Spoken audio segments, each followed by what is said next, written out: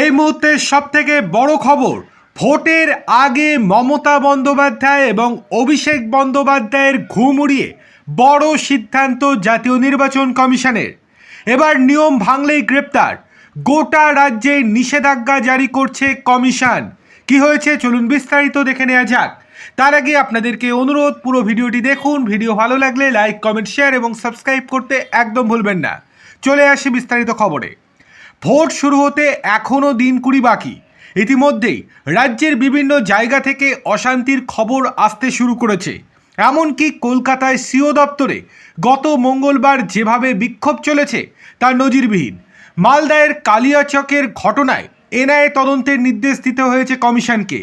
Vote ঘোষণার পর এমন তদন্তের নির্দেশ দেওয়ার নজির খুব বেশি নেই। পরপর এমন সব ঘটনার পর এবার কড়া নির্দেশ দিল নির্বাচন কমিশন। রাজ্যের কোথাও বেআইনি জমায়েত করা যাবে না।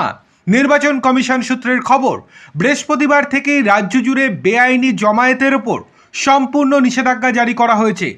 অনুমতি ছাড়া কোনো মিছিল, সভা বা জমায়েত একেবারেই করা যাবে না। যদি কেউ এই নির্দেশ অমান্য করেন তাহলে সঙ্গে সঙ্গে তাকে গ্রেপ্তার করা হবে বলে জানানো হয়েছে। এমনকি মুখ্য নির্বাচনী আধিকারিকের দপ্তরে যাওয়ার ক্ষেত্রেও আগে থেকে অনুমতি নেওয়া বাধ্যতামূলক। অন্যদিকে বিএলও রক্ষা কমিটি মঞ্চকে ঘিরেও কড়া সতর্কবার্তা দিয়েছে নির্বাচন কমিশন। সূত্রের খবর, যদি তারা আবার কোনোভাবে মঞ্চ বেঁধে বিক্ষোভ দেখানোর চেষ্টা করেন তাহলে সংশ্লিষ্ট ব্যক্তিদের তৎক্ষণাৎ সাসপেনশনের চিঠি ধরিয়ে দেওয়া হবে। গত মঙ্গলবার ফর্ম 6 নিয়ে সিও দপ্তরের সামনে বিক্ষোভ দেখান তৃণমূলপন্থী বিএলওরা। পরে তাদের সঙ্গে বচসা শুরু হয় বিজেপি সমর্থকদের। পুলিশের সঙ্গে ধস্তাধস্তির পরিস্থিতিও তৈরি হয়।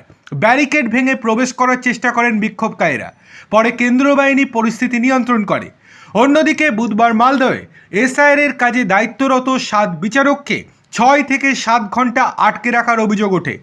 এই ঘটনায় কমিশনের দিকে দায় ঠেলেছিলেন রাজ্যের মুখ্যমন্ত্রী মমতা বন্দ্যোপাধ্যায়। অন্যদিকে কমিশন উত্তর চেয়েছে ডিজির কাছে। এই সব বিষয় নিয়ে বৃহস্পতিবার বৈঠক করেছেন মুখ্য নির্বাচন কমিশনার জ্ঞানেশ কুমার। এরপরই তড়িঘড়ি জমায়েত বন্ধ করার নির্দেশ দিল কমিশন।